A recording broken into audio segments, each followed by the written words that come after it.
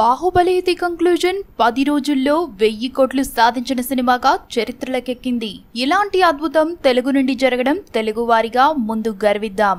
ఇంతటి భారీ కలెక్షన్స్ తో దూసుకెళ్తూ భారీ చిత్రాన్ని నిర్మించినందుకు భారతీయుడుగా గర్వపడదాం. ఈ కలెక్షన్ సునామీ ఇప్పట్లో ఆగేలా లేదు. అది 1500 కోట్లని కొందరంటుంటే కాదు 1600 నుండి 1800 కోట్ల వరకు వస్తుందని మరికొందరు సినీ మేధావులు అంచనా వేస్తున్నారు.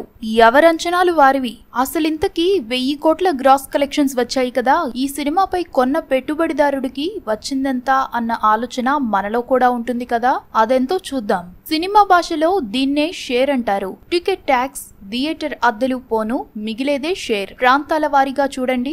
ఆంధ్రప్రదేశ్, తెలంగాణలో 10 రోజులకు 139 కోట్ల షేర్ సాధించి తనకెదురు లేదని నిరూపించింది బాహుబలి ది కంక్లూజన్. కర్ణాటకలో 35.40 కోట్ల షేర్ రాబట్టి తడాకా చూపించింది. పొరుగు రాష్ట్రం తమిళనాడులో 42 కోట్లు రాబట్టి అద్భుతం అనిపించింది. కేరళలో సైతం 19.10 కోట్లు రాబట్టి అబ్బురపరిచింది.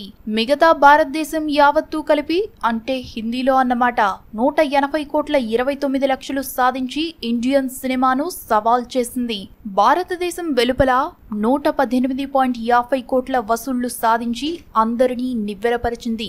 మొత్తంగా 10 రోజులకు 534.38 కోట్ల షేర్ను రాబట్టి ఇండియన్ సినిమా కెపాసిటీని తెలియచెప్పింది. దీనికి మూలకారకుడు రాజమౌళే కనుక కంగ్రాట్స్ చెప్దాం.